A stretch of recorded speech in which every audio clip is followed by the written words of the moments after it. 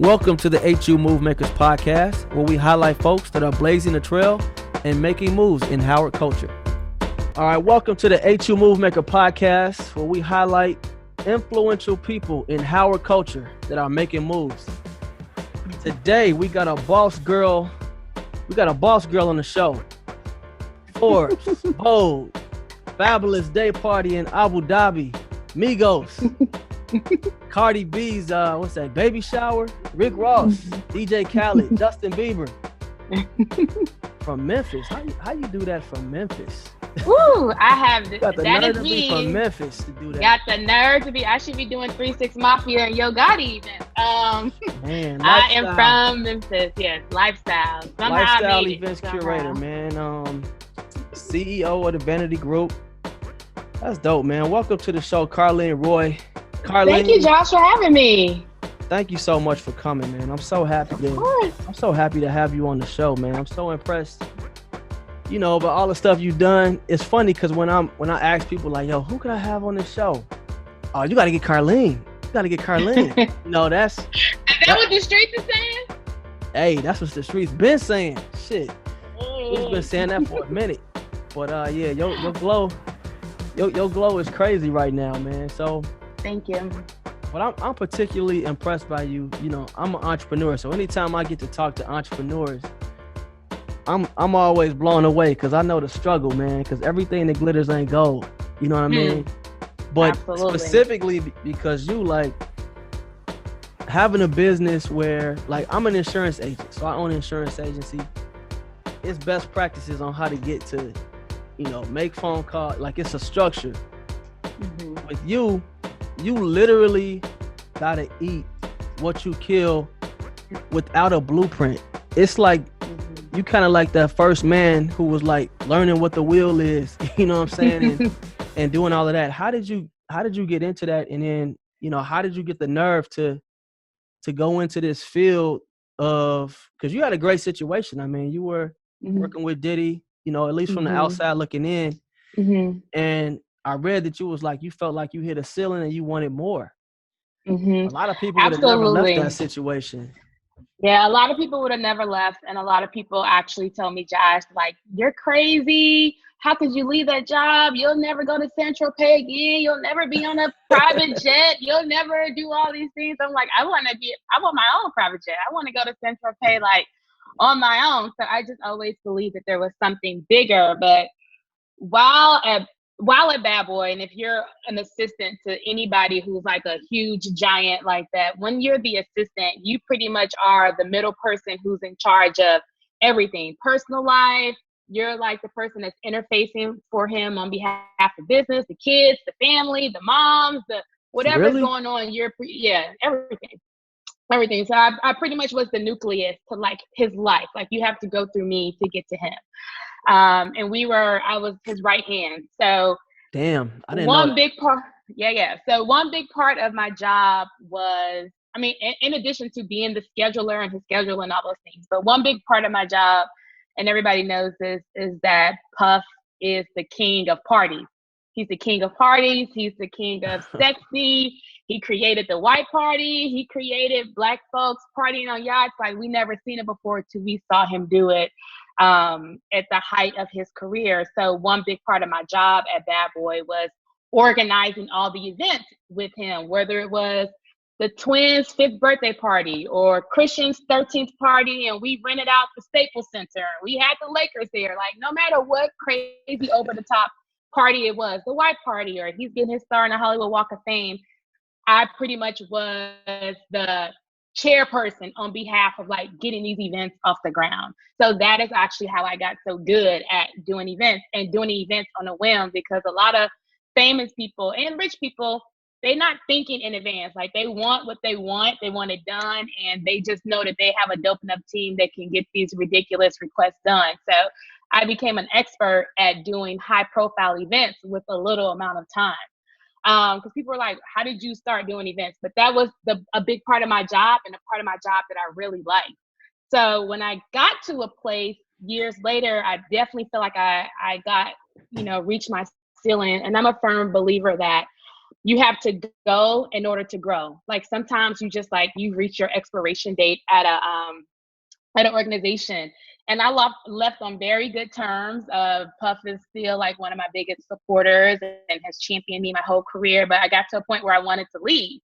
And I tell you, Josh, I didn't really know what I wanted to do. I knew I was like, okay, maybe I'm going to start my own business, or maybe I'm going to go back and work on like the label side or work for another artist. I didn't know.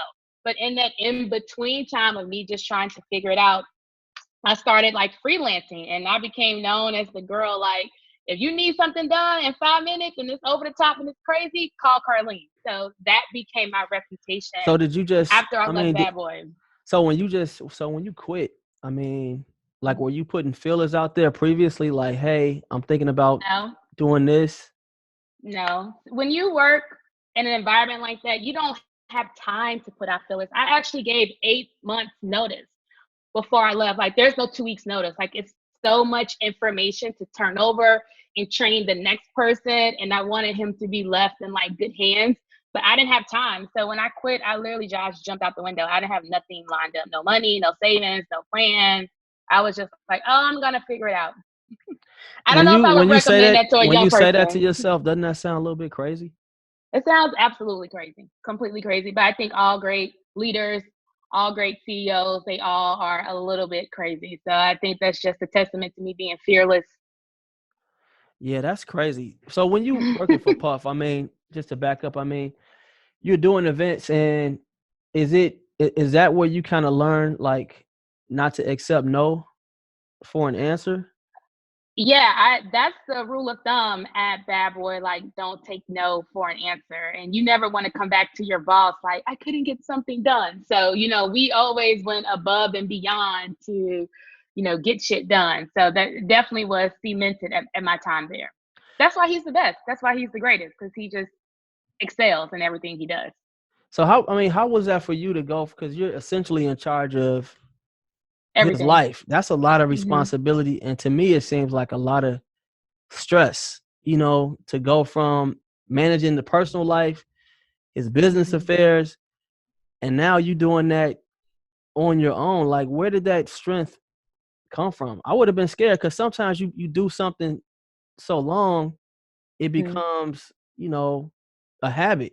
And now you go Hmm. from being, in a role where you're reporting to him and you're responsible for him, and now you're doing your own thing. Where did that strength come from? The strength came from not wanting to fail and not wanting to succeed.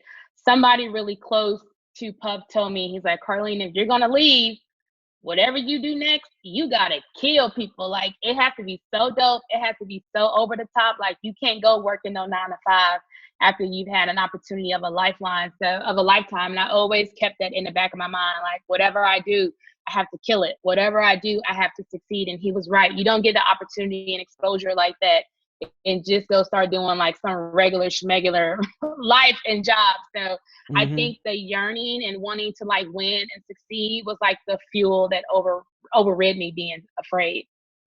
When you're working for Puff, were you thinking in the back of your head like, yo, I'm gonna pop off my own business? No. Not really. I was thinking like I would maybe do something like on the side, making my side hustle, but like still have like a day job. So I wasn't thinking then that, because I thought of the Vanity Group actually while I was working for him. Like, oh, I'm going to start a business and I'm going to help celebrities do parties and like get their life together. But I always thought that that would be like on the back burner, like not something that would be the headliner. And it actually ended up being the headliner. But that was the furthest. I didn't start having those thoughts to maybe like 6 months or so before I started to resign. That never was my goal being there. My goal being there was to learn and just like sponge as much as I could.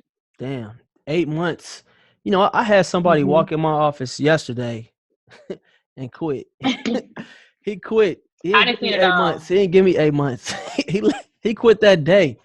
So But the let me tell Vanity you Group, something, Josh. As yeah. one business owner to another, when someone puts in their 2 weeks notice, you should let them go right then and there because they've already checked out. Mm-hmm. Let them go. Bye. Yeah. No, 100%. 100%. I mean, I learned that from, my mom is a business owner too. So she taught me Hmm. that one. Oh, it's in you. My dad was a business owner too. I know he owned car dealerships, right? Yep. Yeah, man. He used to always say, "Don't give people 2 weeks. If they want to leave, let them leave because they're already checked out." Damn. Yeah, he came. He Hmm. was like, "It's not in my heart." I was like, "Damn, that's All fucked up." right. But I respect the person that's gonna want to give 2 weeks. I respect that type of employee. yeah, no, this dude bounced. I mean, I didn't. I could talk about employees for days. I think over just being. Oh, I'm writing a book. I have to write a book about it. I have Yeah, I horror mean, just stories. in So 8 years, many. I probably have had maybe 200 something people that have cycled through here. Hmm. But Hmm. well, yeah, I mean, so the Vanity Group. Tell me what is the Vanity Group? The Vanity Group is a highly sought after event production company. So we do red carpet celebrity driven events. So don't call us for your mama retirement party or your cousin's baby shower down the street or your uncle get married. Like, please don't call me for those events. So our bread and butter is Damn, really sound like you've had to hurt service. some feelings. I have. So our audience is really the high profile, high net worth person. Like that's our bread and butter. That's our audience. That's the world we navigate.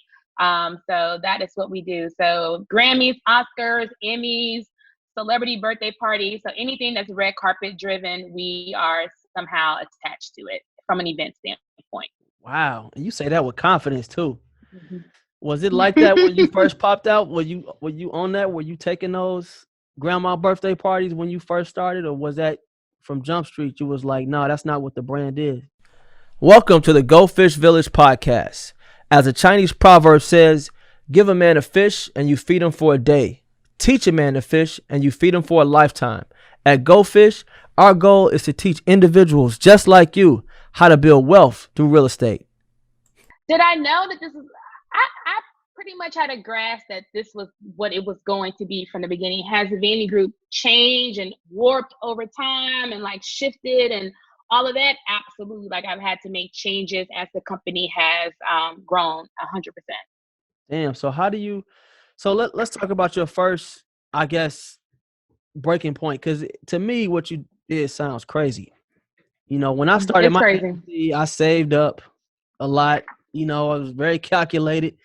You know, That's um, that school of business. I went to the bank. I got a loan. I had to put together a business plan. You I had did to all do all, that? Wow. yes, I had to do all of that. Did all of that. I had to put my house up for collateral, my everything. Hmm.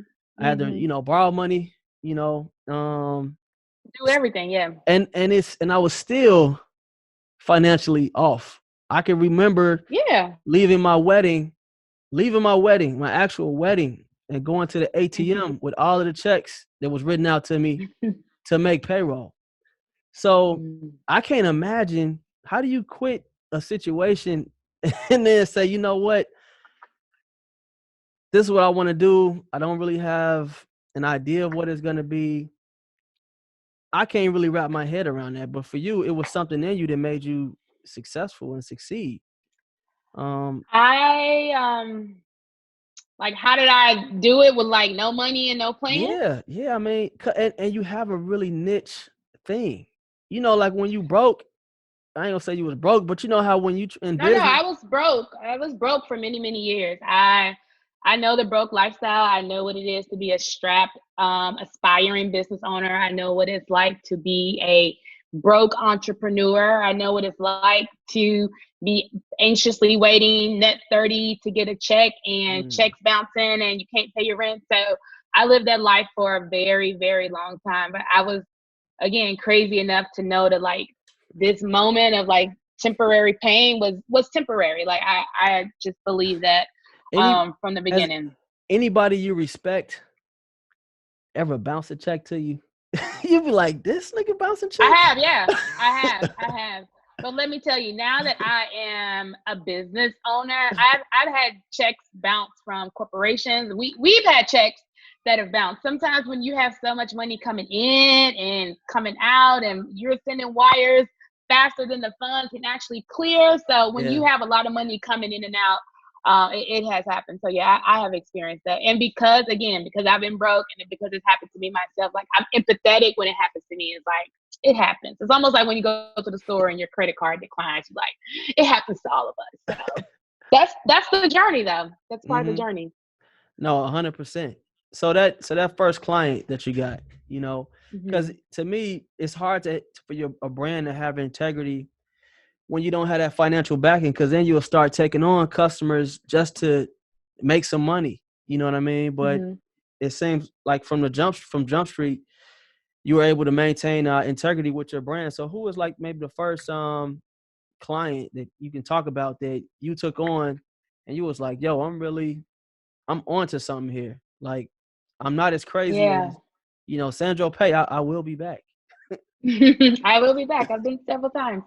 Um, about integrity, I want to speak about that. I think if you are a leader or a boss or a founder with great integrity, that should be woven into the DNA of your company.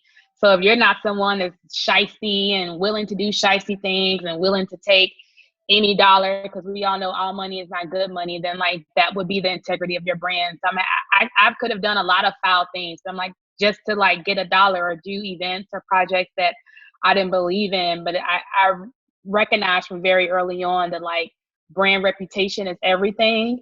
And a lot of people know who I am. So I, even at an early stage, I couldn't put my name onto something that was potentially whack or, would shed a bad light on my business. But I launched my business in October 2013, and I got a phone call 2 weeks later from Fabulous. And I knew Fab. We had crossed paths, of course, but I had never worked with him one on one, and we never even had a one on one conversation. He was like, "Yo, I want to do a party. It's in 7 days, and basically you're hired." And I was like, "Oh, this it's really here!" Like it happened so fast, and Really? I did it. And this is when I was a one woman show. I So did it, and this I killed how it. long And was that he had after you left Bad Boy? That was I left Bad Boy. I had 3 years of freelancing and just doing gigs, Oh, okay. just me as Karleen Roy before I launched the Vanity Group. But I would say he is my first client that gave me Hmm. an opportunity and gave me a chance and gave me the opportunity to really shine and show people what Karleen could do under the umbrella of the Vanity Group. And I killed it. And I was like, oh, I'm popping. We can do this. So this is what I was telling myself in my mind. So, and it's been a roller coaster ever since then. I saw that, and then when he hit you, I think you said you had like 48 hours to pull it off or something like that. We've done so many events together, and it's so funny. It's like there's certain dates that and your birthday is one of them. So it's like why we have to wait every year to the last minute, I never know. But I've done so many projects with him, and it's always at the last minute. So it's always 7 days or 24 hours or 3 days. So it's always a wild ride, and we always come out on top. That's just a reminder that like I am walking in where I'm supposed to be doing. When you look through your Rolodex, I mean, I'm sure when you're in it, you Mhm. probably not really realizing, what you're doing. Maybe you do, but when you look through your Rolodex and you see some of the names that are people that are so influential in like Black culture, you know what I mean? And to think Mhm. that, these are people that you have access to and people that are dependent on you to enhance their brand. Mhm. What does that mean? Mhm. I take a lot of pride in it. In my phone, I can contact the whole wide world. Like my phone is a Rolodex of Black excellence and the decision makers and the influential people to the world. So I take a lot of pride in that, and I guard it with my life. I cherish it. I try to nurture those relationships. So I don't take it for granted. I know that I'm in a very unique place. And a Hmm. lot of people don't have this opportunity. So I'm super proud of it. I don't take it lightly. My business is built on relationships, and I realize that. That's dope. So, your company is all Black, all Mhm. women. I'm sure that's something that Mhm. you're extremely proud of. Yeah. Um, how do you, I mean, how do you go about building a team? You know, um, Building a team is super difficult. It is, I think it's been my most difficult hurdle as a business owner. Good help is hard to find, and cheap help ain't good, and good help ain't cheap. These are two things that I always remember in the back of my head. I think of finding good employees or finding good team members as kissing frogs. When a woman is dating, you got to kiss a lot of frogs until you find your prince. And I think finding the good employees is finding your prince. So Mm. it has been it's been a tumultuous time, I would say, with finding a good team. And I've had a lot of time, a lot of turnover, people coming in and out, in and out. I think people see me on Instagram and they think my life is very fabulous, and I just show up to events and I have on makeup and fancy shoes, and they don't really understand and see the hard work behind it. So they get burnt out really fast, or they realize that like they just don't have what it takes, or they have been faking it till they make it and they got to go very quick. So I've experienced all of that. But once you find a good team and people that you can delegate to and can lead their own projects, it's just such a relief off my shoulders, because for so long I was a one woman show. Wow, man. So, when you do the business plan for the Vanity Group, so right now you say you got 6 or 5 full-time I folks? have 5 full-time employees and Wow, a 5 host of full-time other employees. people on the back end. What are some of the misconceptions that people might have when they come into your business? Are they, because it's a lot of people that do events, and maybe they, it's a lot of promoters. I throw a lot of parties. Hmm. Even at my level, man, it's a lot of misconceptions about things. I mean, in your walk, what are some of the misconceptions that you see? From an event perspective, I would say a lot of people I meet, and I'm going to speak from a sense of celebrity events or red carpet events. A lot of people think that like I'm there to be friends with these people, and it's like, no, they're not my friends. They actually are our clients, and they are the reason that we have the lights on in here, and the reason that you can get paid every 2 weeks, and the reason you have health insurance, and the reason you have your own company, American Express. So I think people get a lot comfortable, a little too comfortable, and a little too familiar with people, or they think that like that's the spirit of what we do, like we're here to like hang out with these people because they are celebrities, and not realizing that this actually is a job and we work for them, we're servicing them. So is your customer or your client, are your clients like the celebrity and high net worth individual, or is your clients, or do you also like service sponsors as well? We work with high net worth or high profile individuals, celebrities, talent, whatever you want to call them, actors, artists, athletes, and we work with brands. So I would say like 75% of our business is working with talent, and the Hmm. other 25% is working with brands. So we work with Netflix, L'Oreal, uh, Spotify, like you name it. Like we work with so many brands. Motown Records, like you name it, we work with them. So we don't really work with sponsors. If we have an event and there's a sponsor involved, the client brings the sponsor to the table. We're not responsible for pitching or engaging them. So you're just responsible. So you're responsible for executing the event. We are responsible for the concept Hmm. and event execution.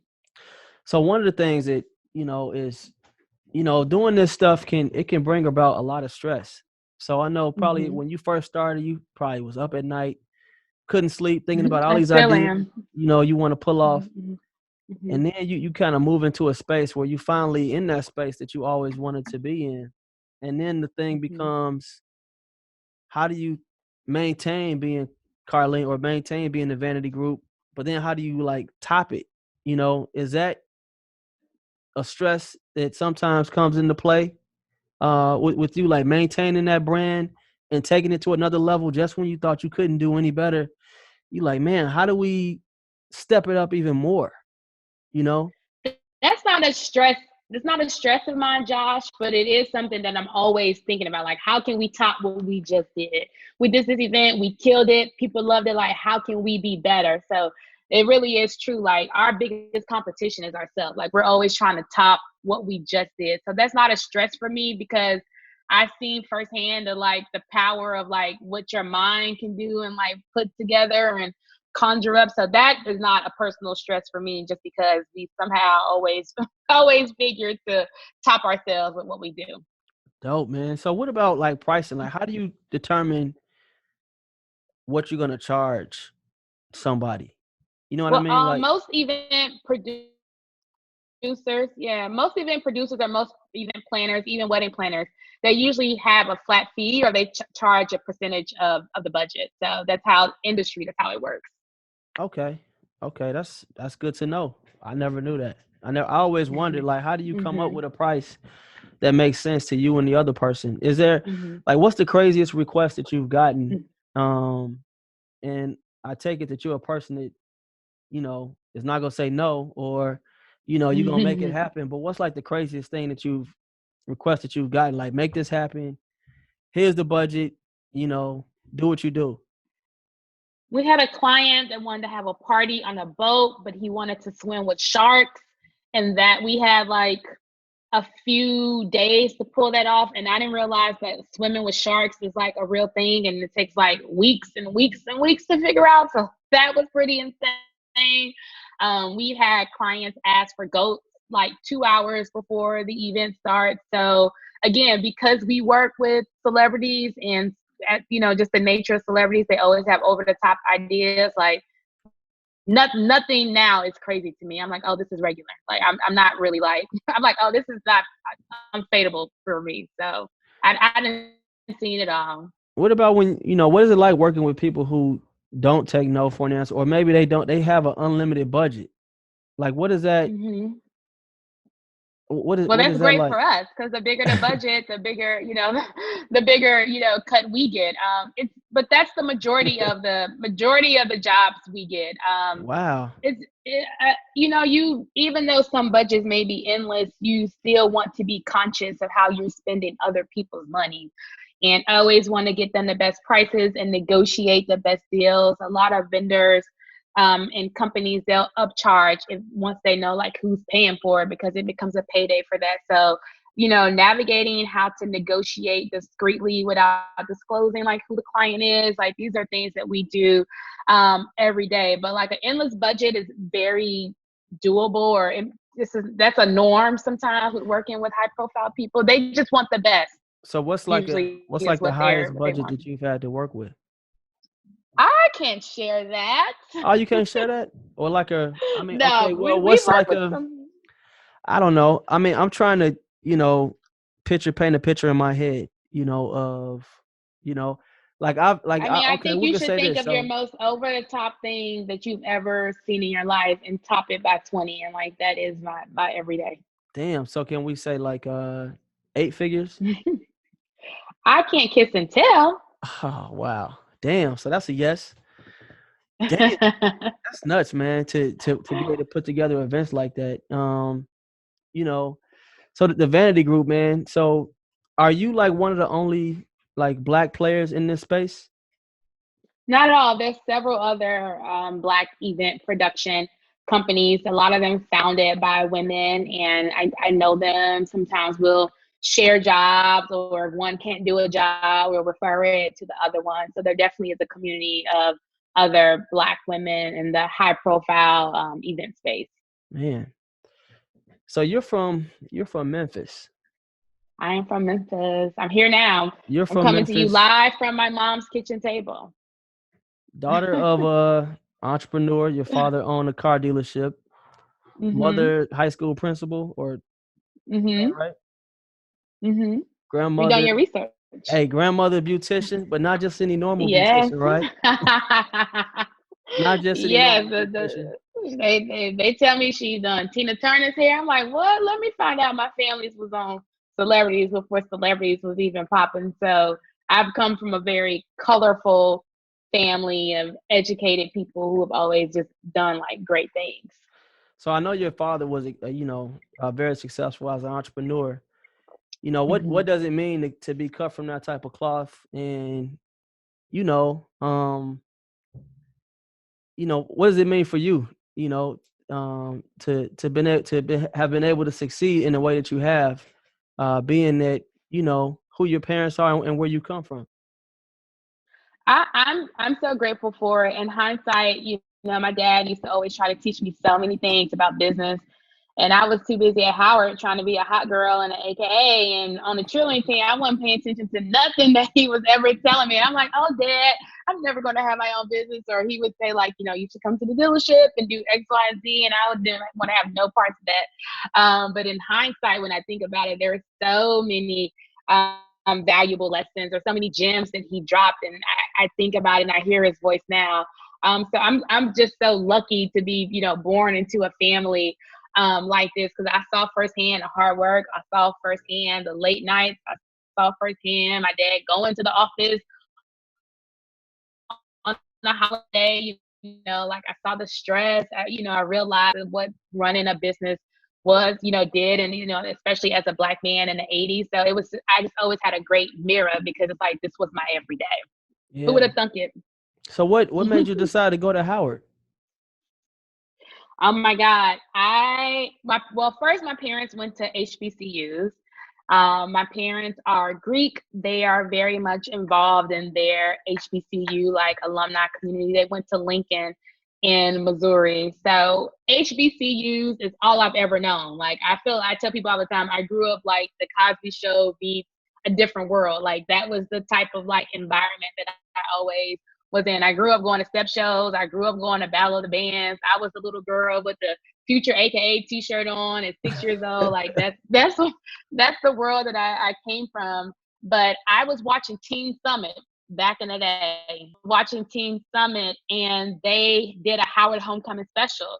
And like, I don't know if it was like Ananda Lewis or somebody, like they was on the yard and it looked so lit. And I remember being like, yo, whatever this is, I have got to be there. And I told my dad, and my dad wrote a letter to the school. This is before the internet. I think my dad wrote a letter to the school, like, my daughter is interested in Howard. Could you guys please send us some literature or some brochures? So all through middle school, all through high school, I was getting like Howard pamphlets and all these things. So my mind was made up from a very early age. Like, this is what it is. I was locked in. Then my mom took me to visit my senior year. I was like, oh, sign me up. Like, damn, I'm that's here. dope. There ain't no turning back. That's dope, man. It's always interesting when you when I talk to people in there, and they kind of knew what Howard was before they got there. Yeah. I knew what time it was. So what was it like when you got to Howard? I mean, obviously we in the same. You came in '99, right? Class. Yep. Yeah. So I mean, for you, what was it like? Coming from Memphis and then getting to campus and just seeing all that scattered excellence. All that scattered excellence. Let me tell you, I was excited and scared at the same time, but more excited than scared. I think the scared just came from I didn't know anybody. So it's not like I had like a community of girlfriends. Like you have to make your own friends, your own life. But I was so excited, like freshman orientation. I was like, yo, I'm locked in. I remember us. Tell me if you remember this, Josh. I feel like there was like one day or one night we all had to like go to the flagpole. Oh, yeah. Yes. That was like a thing. Man. I remember feeling like this is the holy grail of like Black life right here.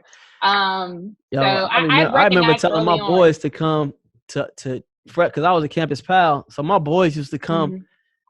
They didn't even go to Howard. They didn't go to college. They used to come for just orientation for 2 weeks and stay in my dorm like for them 2 weeks. Just no to, like, way. Yeah, like it was that whole experience of just like getting crunk and getting that type of like love and going to 2K9, all that. It was amazing. So yeah, early on I was like, this is the best decision that I have ever made in my life. So I still think that. I think you have key life choices, and deciding to go to Howard is one of them.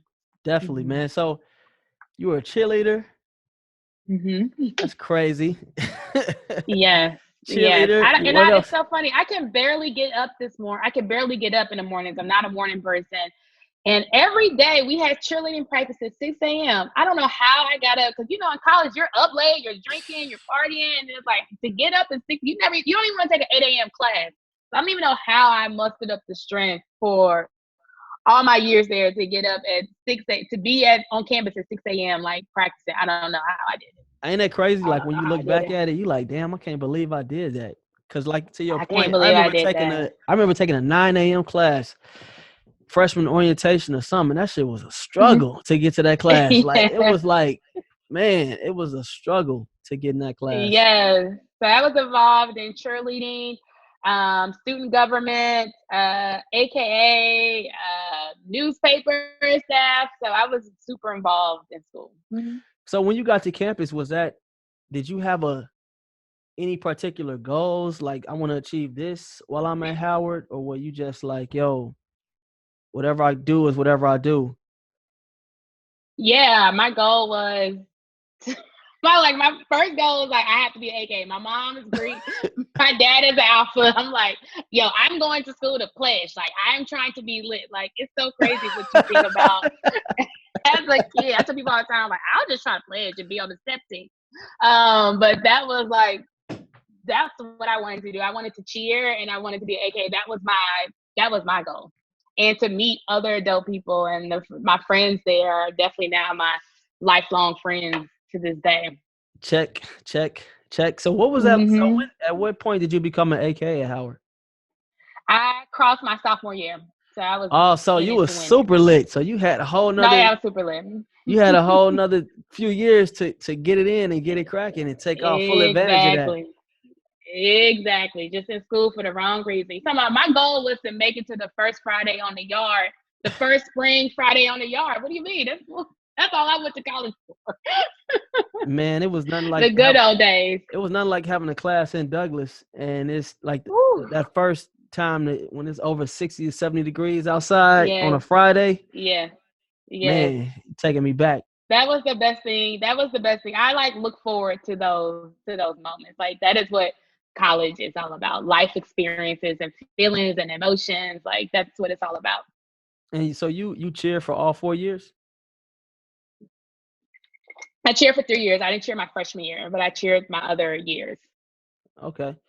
So when you sought out AKA, was it like because on Howard's campus, it is intimidating, and I'm not even a woman, but I just remember, like, you go in Blackburn, you go in certain places accidentally, you be like, what's going on in there? You know what I mean? Right. And you just see all these women. You know what I mean? And like at the time when you were, before you got to Howard, were you understanding like what Alpha Chapter meant?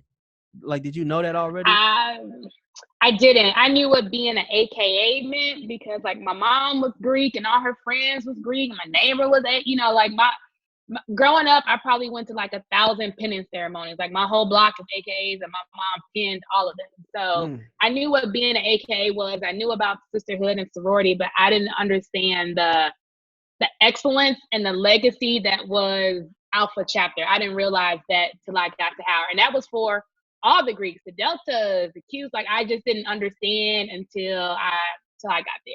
Yeah, no, totally, 100%. I mean, I honestly didn't understand it probably till like 6 years after I graduated, when you start to, just start reading more about and internalizing stuff about Howard. Was it intimidating at all just to be on campus around all of that, Black excellence? Yeah, absolutely. I think Howard is a intimidating experience, but in a good way, because it's like what you said, everybody that comes there is dope.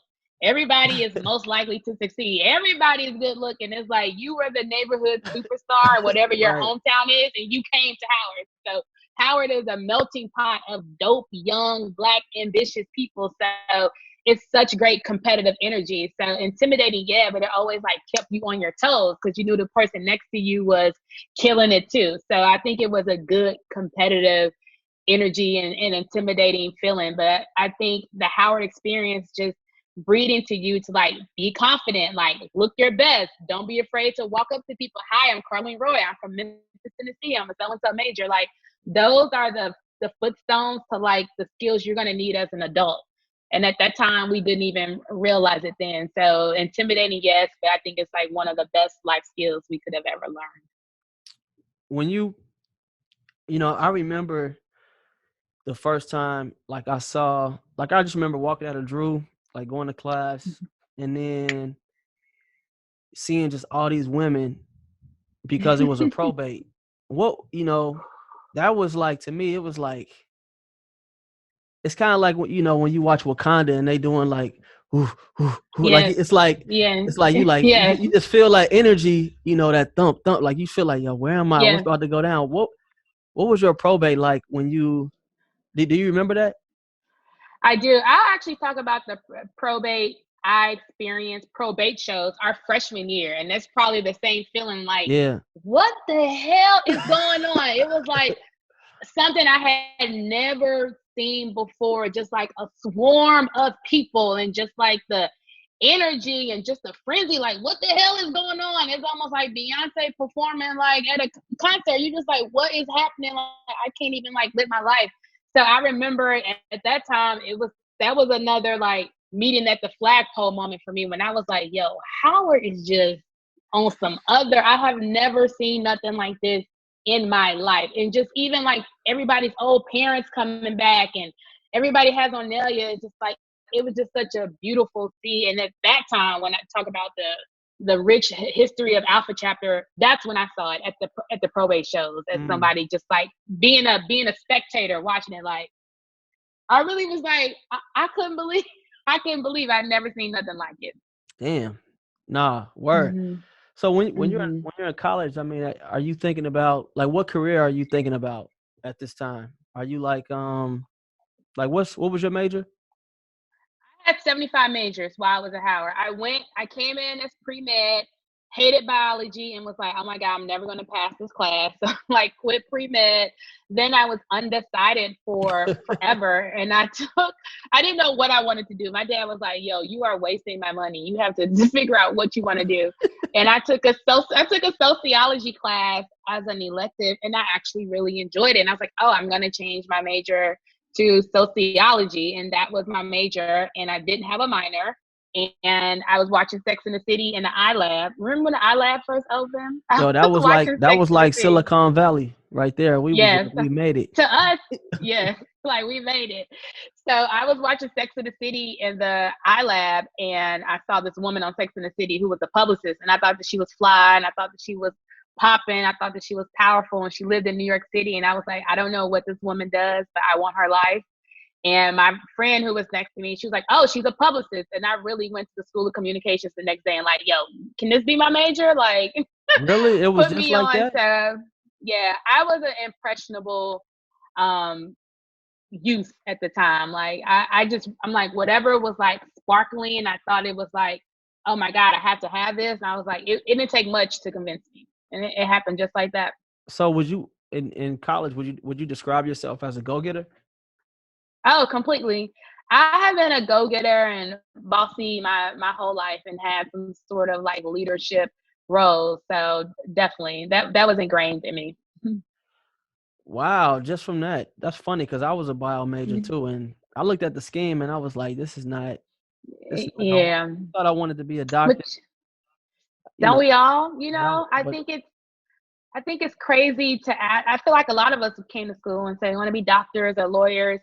I was home not too long ago, and I was a debutante, a Lynx debutante, and it said Karleen Roy is going to Howard, and she's pre-med. She wants to be a doctor, and I'm like, what the hell was I thinking? But I think back then, you think you go to Howard, you're going to be a doctor or a lawyer, or it's like these are just the careers that we know of. I think it's crazy to ask an 18-year-old child to decide right now what you want to do for the rest of your life when you haven't seen anything, you haven't been exposed, you don't know what other careers are out there. So I picked up on that very early on being at Howard, like this is not what I want to do for the rest of my life. Wow, man. So what you came out in 05, right? Or is that 04? 04. 04. Mm-hmm. So you come out in 04. Did an extra year. That's one of my regrets. I wish I would did an extra year. I did an extra year because I was undecided. I didn't have a major for so long, so I was like, I had to. Mm-hmm. So by the time you were a senior, I mean, you're AKA. Well, you were working in for the Hilltop. Is that what you said? Mm-hmm. Man, so you hustling. So you working for the Hilltop student government. I regret all. Yes. I hate all y'all student government people because I didn't know them jobs was paid. Yeah, student government. I was trying to do it all. What were you involved in school? Well, Campus Pals. School of Business was a game. All right. Yeah, I tried to be a Campus Pal. I ain't make it. Phi Sig. Both of them organizations don't even exist anymore, by the way. Campus Pals don't exist? Oh, man. They got kicked off campus, wilding out. No way. Yeah. I'm surprised Tamika ain't tell you that. Yeah. No, and I know she queen on Oh, Campus Pie. I still be hating. Like, they was hating on me. I ain't get to be on Campus I Pie. mean, I'm still Campus bitter about Pals it. hate on That's the everybody. one thing. That's the one. I definitely wanted to be a Campus Pal. That's the one thing I regret that it Yeah, didn't happen. But I didn't know that they was not on campus. That's so sad. Such a rich legacy and just, oh my God. crazy, right? I mean, since 1946, but yeah, I mean, gone. So yeah, they're gone. I mean, I think they've been gone maybe And what like about 5-6? same thing. Nonsense. People taking it The too smart far. people is wilding out. Wilding. Wild. What? You know what I'm saying? Wild. I mean, you got to think like Campus Pals is not, you know, honestly, when I became a pal, it was run by Greeks. So you had structure somewhat, you Yeah, know what yeah. I mean? And Greek mentality. Right. So, you know, it's run Mm-hmm. by people who were like, I'm trying to do something with my life after college. So we only gonna take Mm-hmm. it so far. I mean, Yes. same thing with Phi Sig. Now Phi Sig, Mm-hmm. I wasn't there, so I don't know what happened, but you know, I would venture to say that because we didn't have that same like support of like, let's say a Greek organization. You know how you in a Greek Mm-hmm. organization, you have advisors to kind of Yeah, yeah. help keep the Lineage. chapter out of trouble. So when you don't Mm-hmm. have anybody to report back to, like, yo, y'all shouldn't be doing this or y'all gonna get in Mm-hmm. trouble, you know, once Howard finds out, they like, oh no, y'all gone. It's This a is, wrap. you Yeah, know what I'm yeah. saying? Y'all a liability, you know. So that's kind of what I happened did in North not know Memphis. that. Oh yeah. Yeah, it's bad. I had to tell you offline, but Yeah, yeah. We had to have a moment. it's you'll be like, what? But yeah, it's bad. But enough about that. So yeah, all of my stuff that I was in, it don't even exist. I mean, I was in school a bit, like I was like class vice president, but I wasn't like Mm-hmm. student government. It was more so like planning Mm-hmm. the like raising money for like the senior trip. So it wasn't anything that was Mm-hmm. that I would But get compensated. that's a leadership role. You know, School of Business, y'all was a gang. Y'all was gang. Y'all was definitely Oh yeah, that was 100%. definitely a community. Oh, Yeah, you already definitely a know. community. Yeah, I mean, I had Mm-hmm. that one suit. I was rocking it like it was Armani, boy. Yeah, but I worked at How campus, often so did y'all have to wear those suits? it Was it was like, every Friday? yeah, it was like 2 or 3 times a week. But then once you started interviewing, 'cause they had a lot of Mm-hmm. people, you know, you would rock that suit or that one Mm-hmm. suit that you had, and they would just be like, get a black or a blue suit. So for me, I only had one suit, so I was out there bogus. But You yeah, wore it out. yeah, I got some good wears out of it. But yeah, School of Look Business at you was now. It definitely lit, worked out. man. Yeah, it worked out long term. I mean, yeah, it worked out. It worked out. So when you graduated from Howard, when you graduate, Mm-hmm. I heard you was balling. You had like the biggest offer, you know what I'm saying? Biggest signing bonus. I heard you just went straight to from Howard to CEO. Tell me about that. I wish I could not find a job after college, and I actually was very jealous of all the people in School of Business because y'all had all the offers. Like, I'm interning Hey, at I didn't Morgan have a Stanley. job I'm going either. here. I'm doing this. Hey, I did I not did have not have a a job. job. I was roommates with I, people that was like you know, BJ, I was his roommate. Every other day, he oh like, I got Lord. another offer. I gotta know what to do. I'm like, bro, I don't have anything. Like, I literally went Yeah. because we was roommates. I literally went from him going getting super high paying job to me going to mom's basement. Like, it was like, bye, man. You know Mhm. what I'm saying? It was like that. Yeah. Yeah, I wanted to go into PR after school, so I was applying for PR jobs all over the United States of America, and I could not get any job. My dad was like, "You need to just come on home to Memphis, be a school teacher, like bring your butt back to Memphis, like be a school teacher, move to St. Louis, like some normal city." And I was like, "Well, I actually want to move to New York." And A normal the city. summer after a normal city, he was like, New York is the worst place for anybody to live. So the summer actually that we graduated, I was in New York, and a friend of mine introduced me to this woman. She worked at Def Jam and she worked in PR. And I was like, this is my moment. Like, this is going to be my big break. And I was like, oh my God, are they hiring? I'm just, like young and eager. And she's like, well, they aren't hiring, but you could be my intern, but you can't be like an official intern because you're graduated from college. So you have to be what they call an unofficial or like renegade intern. So that means that you basically have to sneak into the building at Def Jam every day and just act like you're coming to visit someone and you just stay all day and work. So that is what I did for a year after school. I was an unpaid intern at Def Jam in the publicity How long? department, and I How worked long were you unpaid? a year, like a year, How do you like a year. that? I How does that math even work? It don't. I crashed with a girlfriend of mine. It I don't. crashed with a girlfriend of mine from Memphis. I lived on her futon. My parents, my mom would like sneak me money because she wouldn't want to tell my dad. Oh, shout And out to then moms. I know, shout out to moms. And then I finally convinced my dad, like, if you can like give me a chance to like find a job, like if you pay my rent for like the next whatever, like give me a chance to like find a job. And like that was our agreement. So I eventually left Def Jam because a job never opened up for me, and I went on to work for Neo, and then I went to work at Sony Music, and then from Sony I worked at Bad Boy. But I was Was like Neo anybody else. was Neo then, or was he just like songwriter? I was I I started working for them the day after he got signed to Def Jam. Okay. So he was just like becoming Neo. Like he was working on his first album at the time I was working with them. Damn, man. You weren't getting Mhm. paid. So what? I mean, talk to me about the motivation, because when I hear some of the things that you've done, Karleen, it seems like, okay, you quit your job, no money, no plan. Works out for you. Go and intern, go to move to the craziest city in the United States. You know, 1 million people living on top of each other. Mhm. Unpaid, works out. What is fueling this fire for you that is making you feel like this is the right decision? And because it goes against everything that not just that we're taught, but it just don't make sense. Mhm.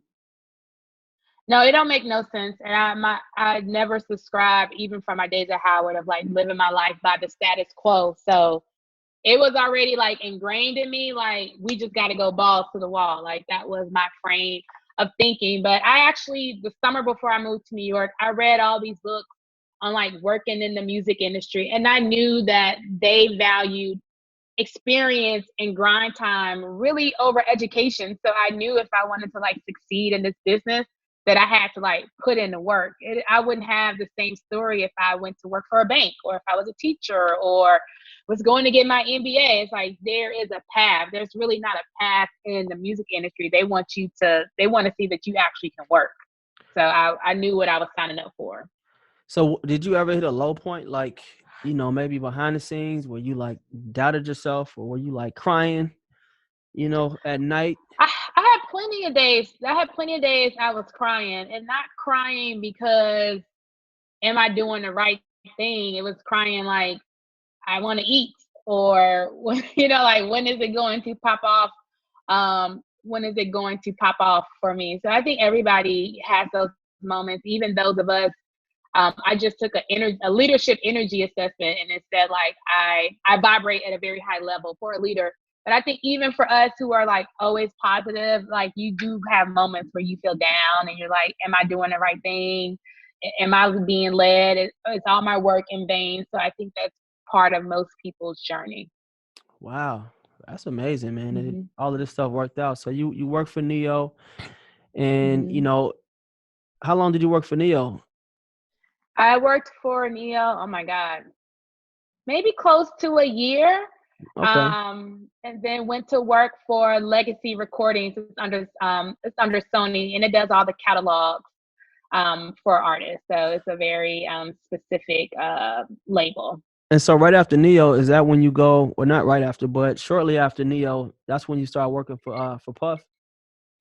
Not at all. I worked at Legacy Recordings. It's under Sony Music, and Legacy does the catalogs for all Sony artists. So like all the greatest hits, all the best of, all the Kirk Wow. Franklin's catalog, his whole life, Beyonce, whatever. So it does all the catalog. And I worked in copyright administration, and I would work at Sony during the day. And I would still like volunteer for people at different events, like whoever need help. Like I was just trying to get my name out there. So I would work at Sony during the day, and in the evening, I would go work at Violator Management, and I was volunteering with them. I actually went in for a job interview, and they didn't hire me, but they was like, if you want to just stay and work for free, you can come and stay and work for free. And I stayed. And Violator Management back then was like what Rock Nation is now. So like all the hottest artists were under Violator. Missy, LL, 50 Cent, uh, Fantasia, and they had Puff. And they saw me working day in and day out, and a job came available at Bad Boy. And because I was there and putting in the work and was the girl who was coming in at 8 o'clock at night, working to midnight, that is how I got plugged for the job at Bad Boy.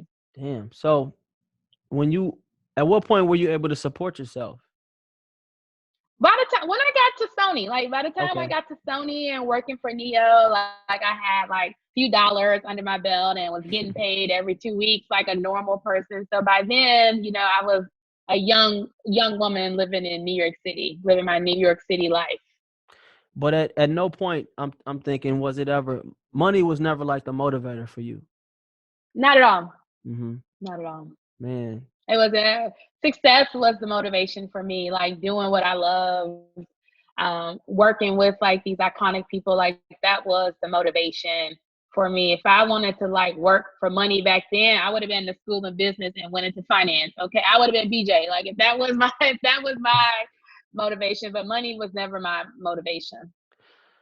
So and now still when isn't to this day. so when you say like, okay, I wanted to work with these iconic people, I mean, there are people that are saying that about you now.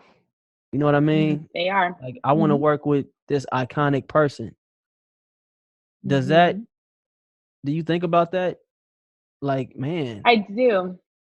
It's humbling, and it makes me realize how much time has gone by and how much grind time and hours and blood and sweat and tears that I have put into it. It's very humbling. I meet a lot of young women all over when I go places, and a lot of them have went to Howard, and they be like, I want to be you when I grow up, and it just makes butterflies in my stomach because there's not a lot of women when I was coming up that you could actually like see and model your career after.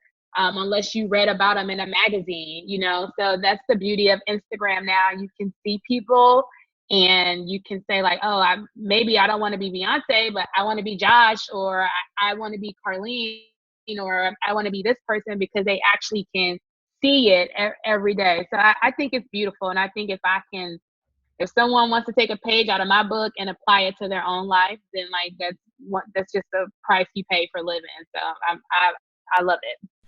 Welcome to the Goldfish Village podcast. As a Chinese proverb says, give a man a fish and you feed him for a day. Teach a man to fish and you feed him for a lifetime.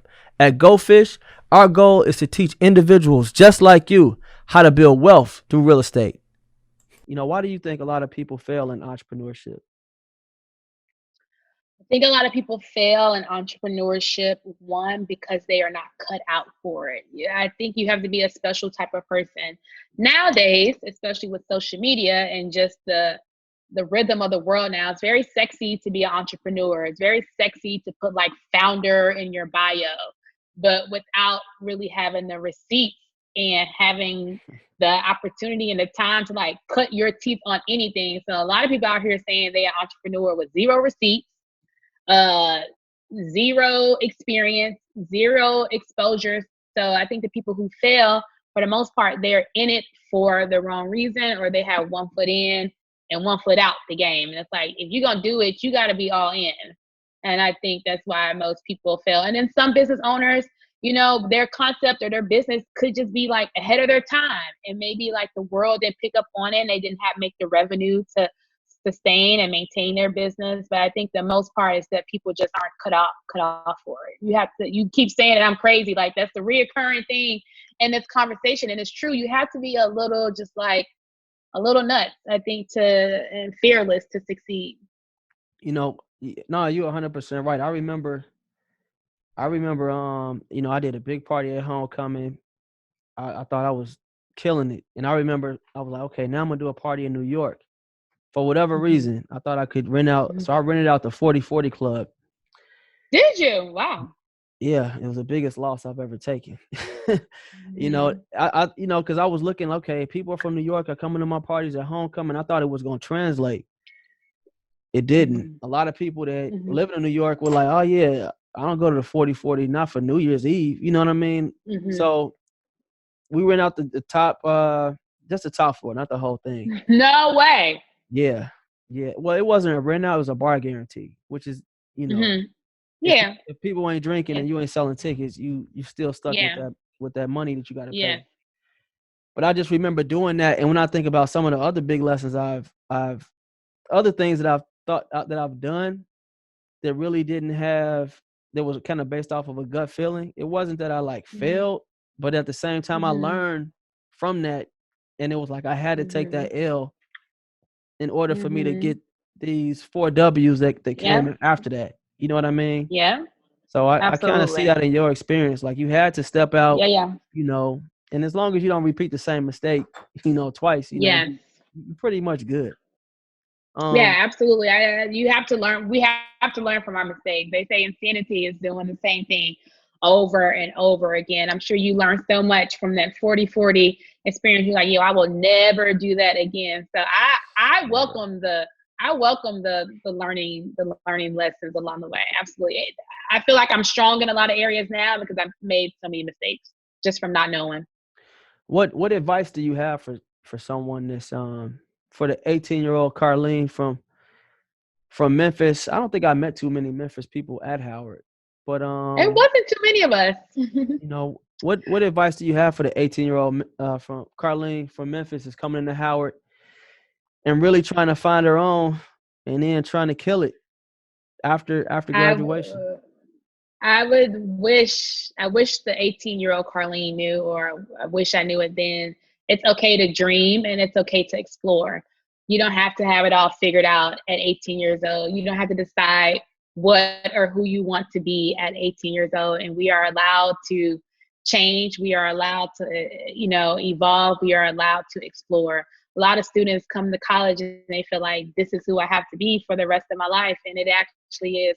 It's crazy that type of pressure. And that's Mhm. just the nature of how college is set up. Like, this is, you major and you work, but it's like, how can you say what you want to do for the rest of your life when you haven't experienced life yet? So I would tell the 18-year-old Karleen, don't be afraid to dream and explore. Hmm. What do you have going on right now that people should kind of keep an eye out for? What do I have going on right now? We are in the season of sustaining and maintaining our business.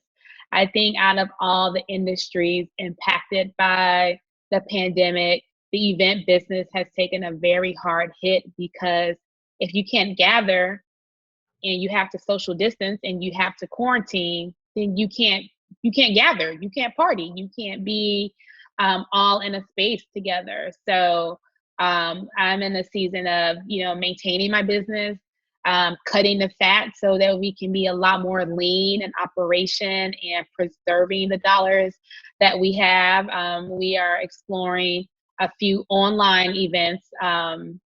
For ourselves internally at the Vanity Group. I just did a master class and we're working on some more things. So that is where we are. I'm trying to keep the morale up with my team. We've been doing book reports and, we'll get together and do like Zoom cocktail moments, sending them to, like virtual continuing education. But right now we are in the season of, making sure that once we come out the pandemic, that there actually is an office and a home to return to. Damn. So the pandemic has it. I'm thinking it has it. Have you taken a big loss because of the pandemic? Oh, absolutely. Absolutely. We went from thriving to zero in a matter of a week, like South by Southwest, Coachella, like the end of red carpet seasons. Like we were going into our busiest, heaviest season. So I'm like, oh, we about to be good and then some, like a really robust, financially robust season for us. And it all came to a stop. So we definitely I was definitely took a loss, as the whole industry did. Damn, man. So when you go to these events, you bring your whole team with you when you do that? Yeah, so depending on, how big the event is and where we have to go, we usually all go, or I'll send like my lead producer and I'll stay back. I have like a right hand person now from a event production standpoint who can lead projects on their own. So if the budget is there and we all need to be there, then yeah, we are on an airplane. I'm usually out of New York more than I'm in New York before the pandemic hit. Man, 100 years from now, I mean, what are we saying about the Vanity Group? Legacy is a big part of why I work so hard. My dad passed away 2 years ago, and a lot of Oh, my people spoke at his condolences. funeral. Thank you. A lot of people spoke at his funeral, a lot of his employees, and people had the most amazing things to say about him. They was like, "Yo, Mr. Roy was sharp. He didn't play no games, but like he was like the dopest boss ever." And that really resonated with me at that time. I started to think like, what do I want my legacy to be when I'm no longer here? And I hope my legacy was that I created an empire like that has never been seen before. I hope that my legacy is that I provided opportunities to young Black women and that I've leaned into them and I nurtured them and I fed them and created a community of women who want to win and excel. And I hope I hope my legacy is about Black excellence. That's something that's very serious to me, and making sure that the people who are in my network and in my circle realize the importance of it and passing that Black excellence on. Oh, man. Last question, man. Mhm, Howard gave you, let's say Howard gave you a budget, unlimited. mhm, How would you mhm. change homecoming?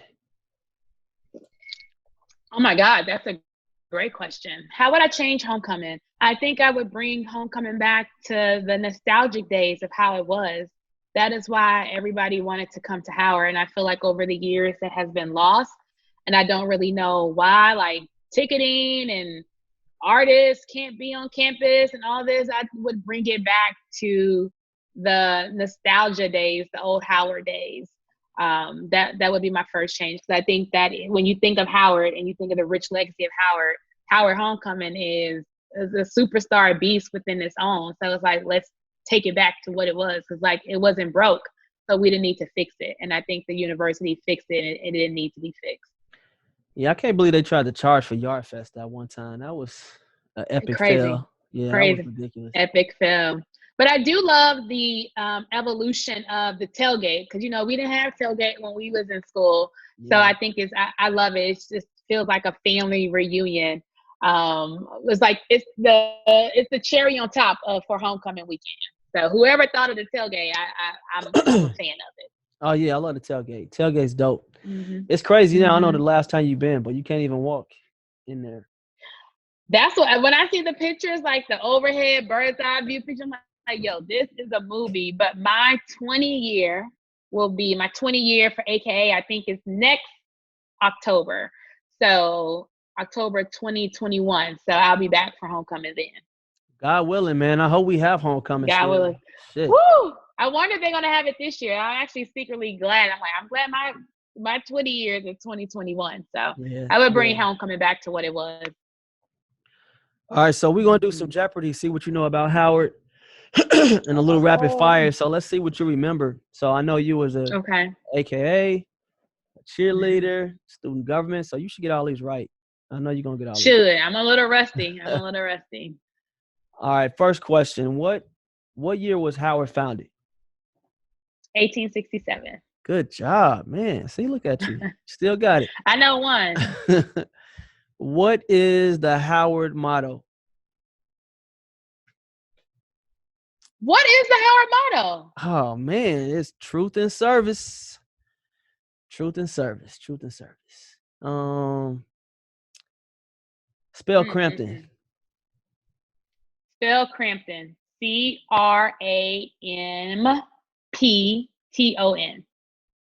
No P in Crampton. No P in Crampton. No P in There's Crampton. no P in Crampton.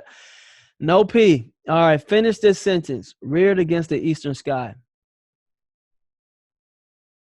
You know what? I should know that. And I'm gonna tell you why. Because I took swimming. You'd have to take swimming. You have to take swimming. and you have to do the Howard song. You had to tread water, To right? graduate, you have to tread water and you have to sing the Howard song. And like I knew it, so I was able to test out early, and now I don't even remember it. Damn. Reared against the eastern sky, proudly there on hilltop high. What is the Black national anthem? I definitely don't know that. Lift every voice and sing. Oh man. Oh yeah, I thought you meant like for Howard. I'm having a brain fart moment. I'm like, do Howard got his own? Like, what is happening? Finish this sentence. I'm so glad I go to Howard U. I'm so glad. I'm so glad I go to Howard U.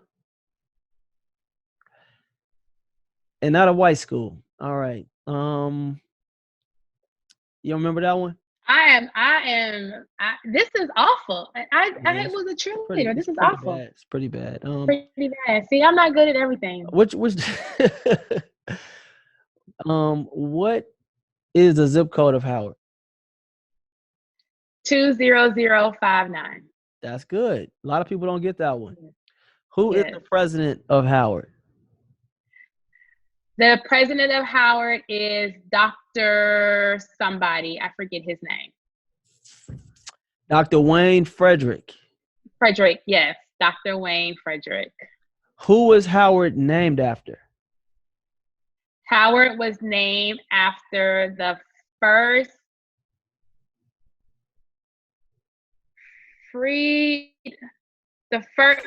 general. This is so bad. I should have did good. my Howard research. General Howard. There you go. General Howard. General Oliver Otis Howard. That's good. Yes. Yes. All right. Yes. I am awful. All right. Next is rapid fire. So with rapid fire, you just have to give an answer. There is no embellishing. You just got to give the answer. One word answer, first thing that comes to mind. All right. So rapid fire is quick. Biggest financial mistake. Not saving money when I quit my job. U Street or Adams Morgan? Adams Morgan. Homecoming better as an alum or as a student? As an alum. Best Howard moment? Crossing AK. You got to start one, cut one, or a bench one. Freshman orientation, homecoming, graduation. Cut one, bench one, and what was the other one? Start one. Start one? That's hard. All those three moments are epic, Josh. I can't pick. I can't pick. What would you say? I got to start freshman orientation. That's just, for me, just the whole everything of it. Homecoming, bench that. Graduation, I don't know if you remember 03, but it rained the whole time. So yeah, it rained. Yeah. It wasn't nothing to get excited about. Somebody you've always wanted to work with. Oprah Winfrey. Howard men don't cheat. Wait, what did you say? Howard men don't cheat. First thing that comes to mind. I don't think all men cheat. Okay. When did you find your voice?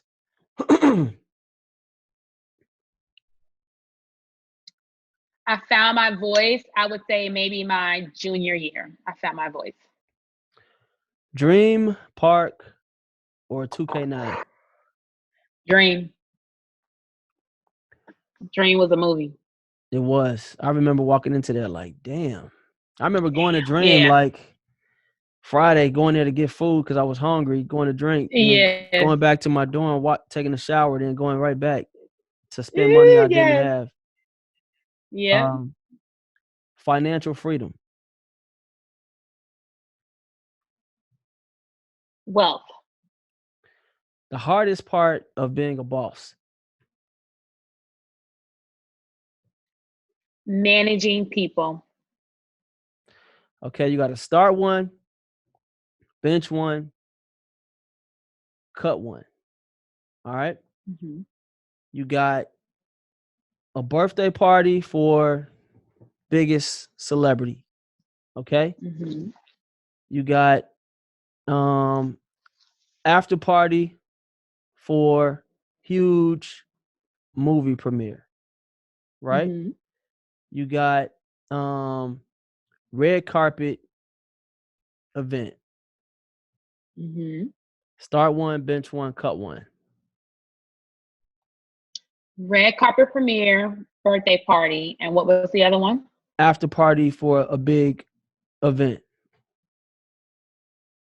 I would start with the after party. I would cut the birthday party, and I would bench the red carpet event. Mm-hmm. Yes, that's what I would do. Karleen Roy, you've been a great guest.